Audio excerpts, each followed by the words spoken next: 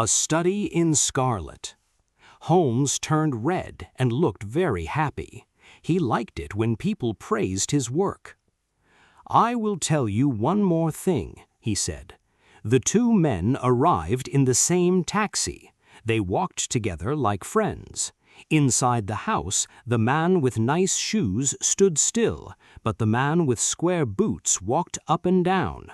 I saw this in the dust. He was walking faster and faster because he was angry. Then the murder happened. That is all I know. Now we must hurry because I want to go to a music concert this afternoon." Our taxi drove through many dirty, dark streets. Finally, the driver stopped. "That is Audley Court," he said, pointing to a narrow opening between brick buildings. "I will wait for you here." Audley Court was not a nice place. We walked down a narrow path into a small yard. There were dirty children playing and wet clothes hanging up to dry. We went to number 46. There was a small piece of metal on the door with the name Rance on it. We asked for the police officer. He was in bed, so we waited for him in a small room. Soon the officer came in. He looked a bit angry because we woke him up. "I already wrote my report at the station," he said. Holmes took a gold coin out of his pocket and played with it. "We want to hear the story directly from you," Holmes said. "I will happily tell you everything I can," the police officer answered. He was looking closely at the gold coin in Holmes's hand. "Just tell us everything in your own words, from the beginning," Holmes said. Rance sat down on the sofa. He looked very serious because he did not want to forget any details. "I will tell you from the start," Rance said. "I work from 10 o'clock at night until 6 o'clock in the morning. At 11 o'clock there was a fight at a pub, but after that everything was very quiet. At 1 o'clock it started to rain. I met another police officer, Harry Murcher, and we stood at the street corner talking. At about 2 o'clock, I decided to walk down Brixton Road to check the houses. The street was very dirty and lonely. I didn't see anyone, just 1 or 2 taxis. I was walking and thinking about how nice a warm drink of gin would be. Suddenly, I saw a light inside the window of that empty house. I knew the 2 houses there were empty because the owner refuses to fix the dirty water pipes. In fact, the last person who lived there died of a bad sickness. I was very surprised to see a light, and I knew something was wrong. When I got to the front door— "You stopped, and then you walked back to the garden gate," Holmes interrupted. "Why did you do that?"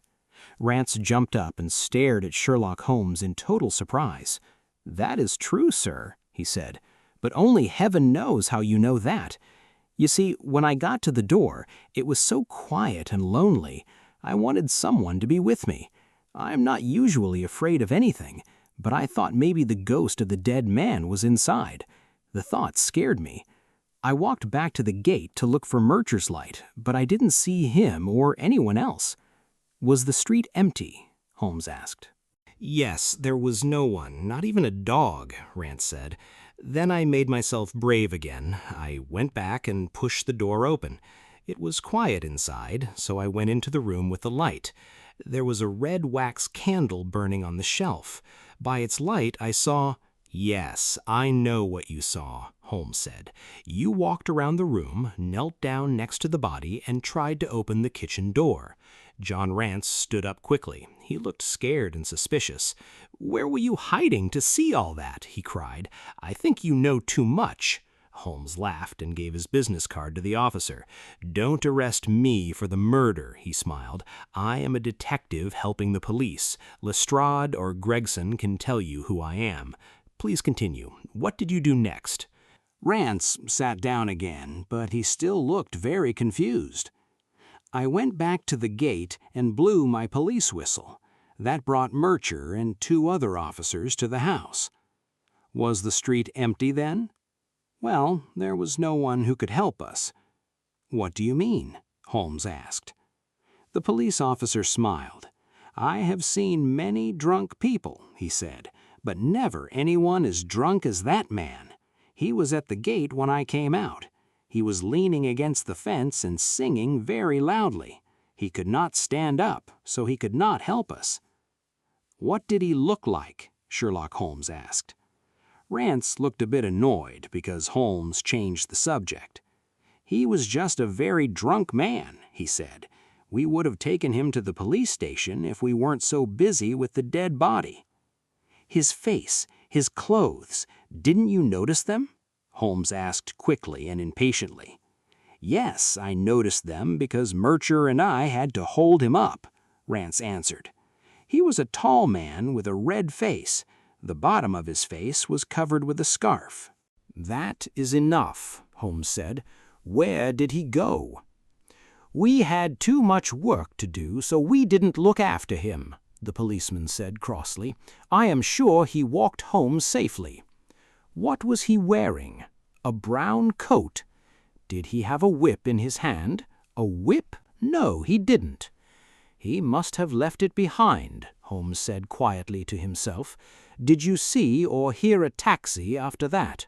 "No," Rance answered. "Here is your gold coin," Holmes said. He stood up and took his hat. "I am afraid you will never get a promotion in the police force, Rance. You have a brain, but you do not use it. You could have become a sergeant last night. The drunk man you were holding is the exact man we are looking for. He knows the secret to this mystery. There is no use arguing about it. I know I am right. Let's go, Doctor." We walked back to our taxi. The police officer did not believe Holmes, but he looked very worried and uncomfortable. "What a stupid man," Holmes said angrily as we drove back to our rooms. "He had amazing good luck, but he did not use it." "I am still confused," I said.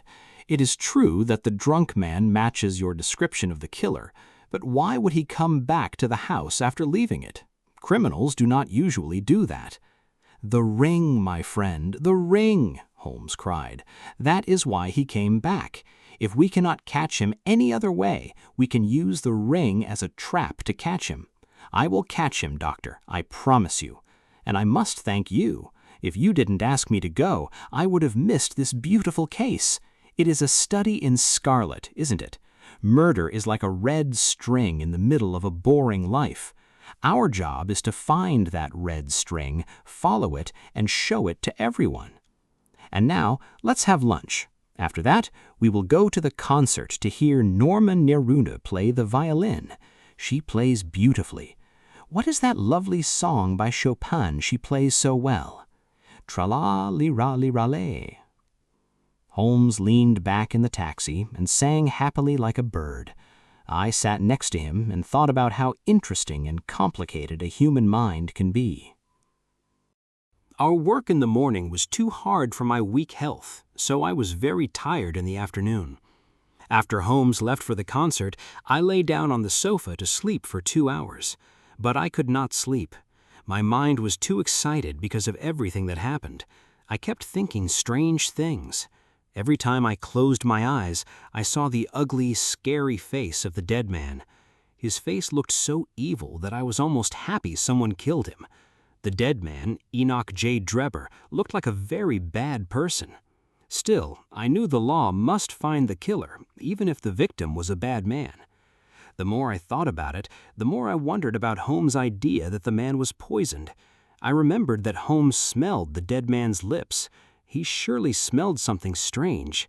If it was not poison, how did the man die? There was no cut and no marks on his neck.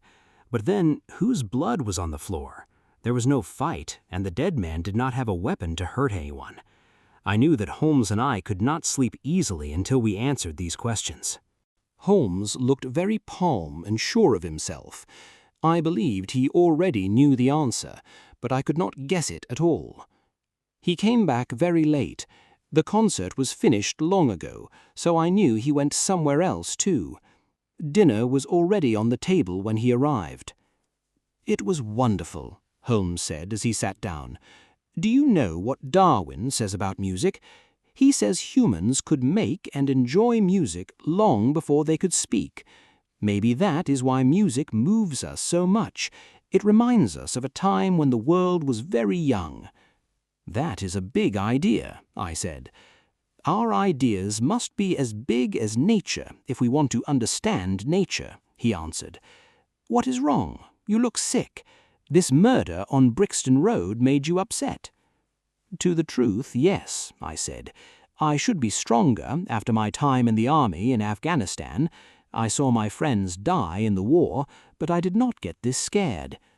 "I understand," Holmes said. "This is a mystery, and it makes you imagine things. When you imagine things, you feel fear. Did you see the evening newspaper?" "No. It tells the story well," Holmes said, "but it does not say that a woman's wedding ring fell on the floor when they moved the body. It is good that they did not write about it." "Why?" I asked. "Look at this advertisement," he answered. "I sent it to every newspaper this morning, right after the crime." He threw the newspaper to me, and I looked at the place he pointed to. It was the first notice in the Found section. It said, "Found this morning on Brixton Road, a simple gold wedding ring on the street between the White Hart Inn and Holland Grove. Please ask for Dr. Watson at 221B Baker Street between 8 and 9 o'clock tonight." "I am sorry I used your name," Holmes said. "If I use my own name, some of those stupid people would know who I am and try to interfere in our business." "That is fine," I answered, "but if someone comes for the ring, I do not have it." "Oh, yes, you do," he said, and he gave me a ring. "This one is very good. It looks almost exactly like the real one." "And who do you think will answer this advertisement?" The man in the brown coat, our red-faced friend with the square shoes. If he does not come himself, he will send a friend to help him. Won't he think it is too dangerous? Not at all. If my idea is right, and I am sure it is, this man wants this ring very much. He will take any risk to get it back. I think he dropped it when he bent over Dreba's dead body, but he did not notice it then. After he left the house, he realized the ring was gone and ran back, but he saw the police were already there because he made a silly mistake. He left the candle burning. He had to act like a drunk man so the police at the gate would not suspect him. Now, imagine you are that man. When you think about it, you might believe you lost the ring in the street after leaving the house. What would you do? You would look at the evening newspapers carefully, hoping to see it in the Found section. Then you would see this notice. You would be very happy. Why would you fear a trap? In your mind, there is no reason to think that finding a ring on the street has anything to do with the murder. He will come. You will see him within an hour. "And what will happen then?" I asked. "Oh, I will talk to him. Do you have a gun?" "I have my old army gun and a few bullets." "You should clean it and put bullets in it. He is a dangerous man. I will surprise him, but it is best to be ready for anything." I went to my bedroom and did what he said. When I came back with the gun, the dinner plates were gone. Holmes was doing his favorite thing, playing his violin.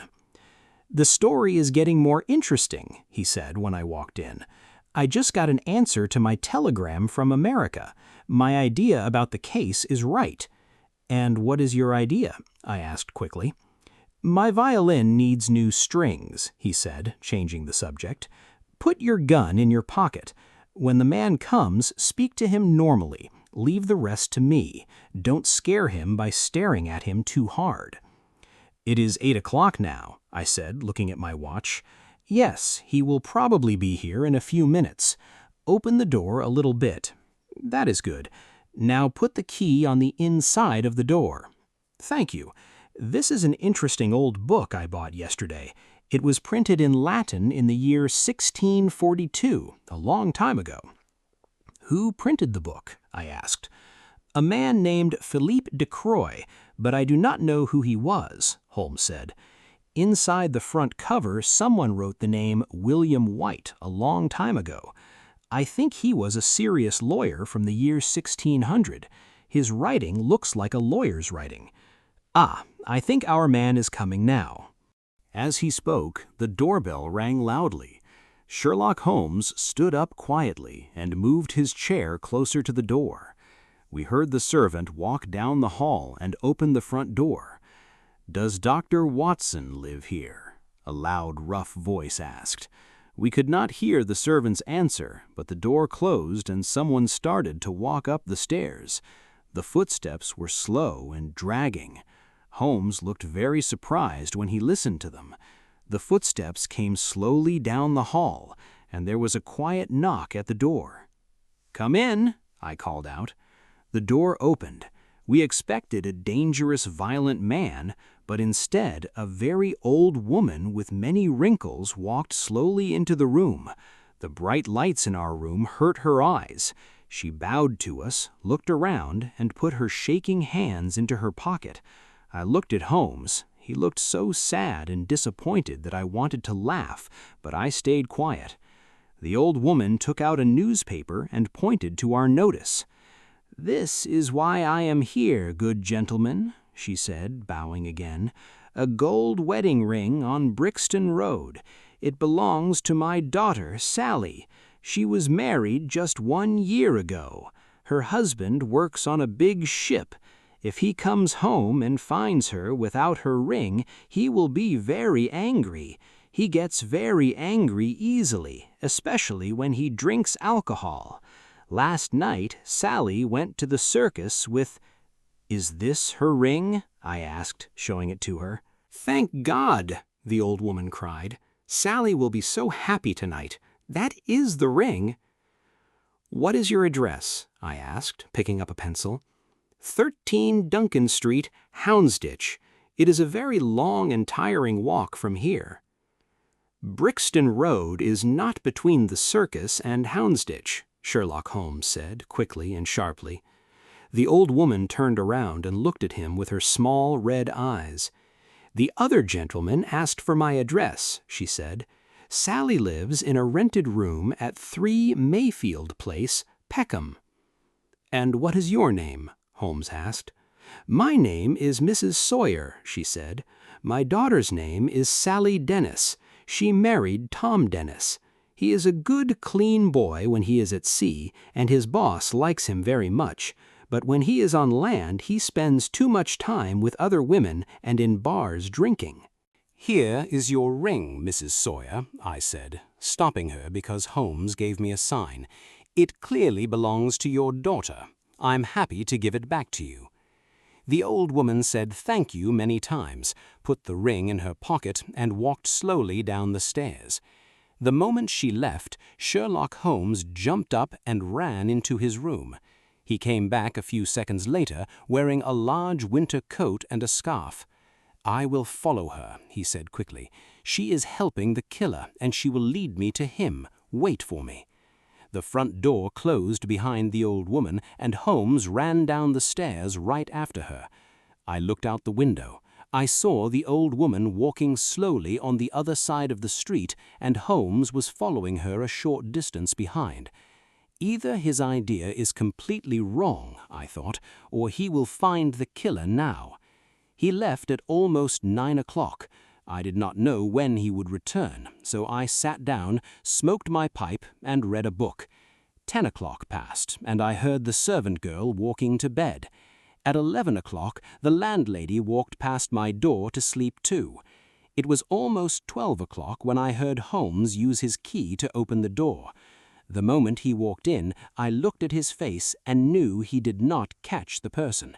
He looked both angry and amused, but suddenly he started to laugh very loudly. "I do not want the police to know about this," Holmes cried, sitting down in his chair. "I laugh at them all the time, so they would laugh at me forever if they found out. But I can laugh now because I know I will win in the end." "What happened?" I asked. "Oh, I don't mind telling a story where I look silly," he said. "The old woman walked a short way, and then she started to walk with pain, like her feet hurt. Soon she stopped and called a horse carriage. I stood very close to her so I could hear the address, but I did not need to worry because she shouted it so loudly that people on the other side of the street could hear it. "Drive to 13 Duncan Street, Houndsditch," she cried. I thought, this is real. I saw her get inside safely, and then I jumped onto the back of the carriage. Every good detective must know how to do that. Well, we drove fast and did not stop until we reached that street. I jumped off before the carriage stopped at the door, and I walked down the street slowly. I saw the carriage stop, the driver got down, opened the door, and waited for the woman to come out. But no one came out. When I walked up to him, he was looking all over the empty carriage, and he was shouting very bad words.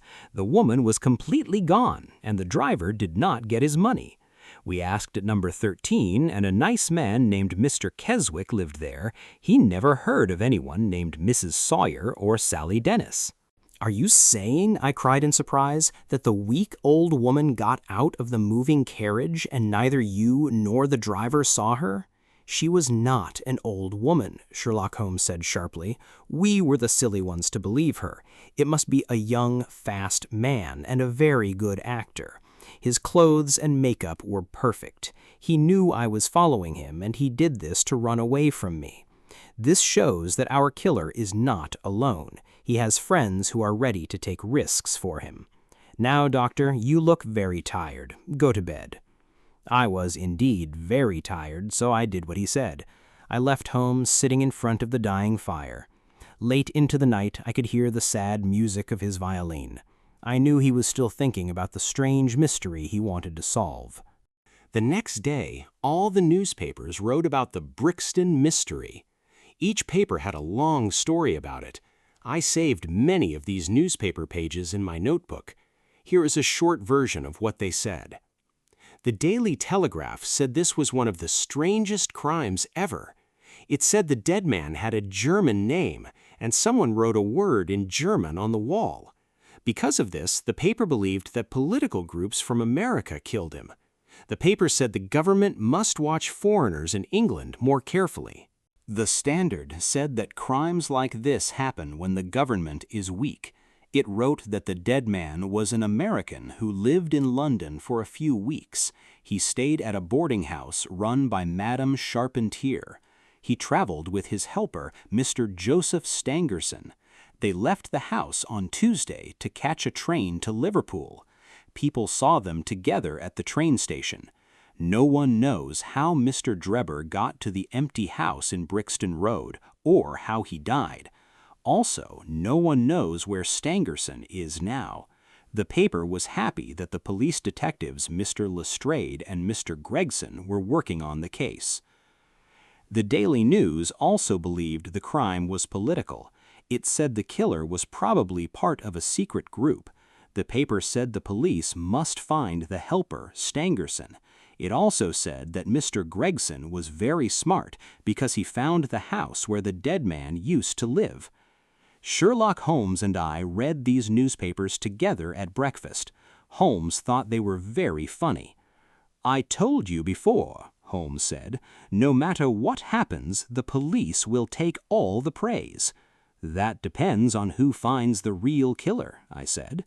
"Oh, it does not matter," Holmes laughed. "If the killer is caught, the police will say it was because of their hard work. If the killer runs away, they will say they tried their best. They win either way." Suddenly, we heard many footsteps in the hall and on the stairs. Our landlady sounded very angry. "What is that?" I asked. "It is my own special police force from Baker Street," Holmes said seriously. 6 of the dirtiest and poorest street children walked into our room. "Stand in a line," Holmes shouted. The 6 dirty children stood in a straight line. "In the future, only Wiggins was to come upstairs to talk to me. The rest of you must wait in the street. Did you find it, Wiggins?" "No, sir, we did not," one of the boys said. "I did not think you would find it yet," Holmes said. "You must keep looking until you do. Here is your money." He gave each boy 1 shilling. "Now go and bring me better news next time." The boys ran downstairs quickly like rats. "These children are better than a dozen real policemen," Holmes said. "When people see a policeman, they close their mouths and do not talk. But these children go everywhere and hear everything. They are very smart. They just need someone to tell them what to do." "Are they helping you with the Brixton murder?" I asked.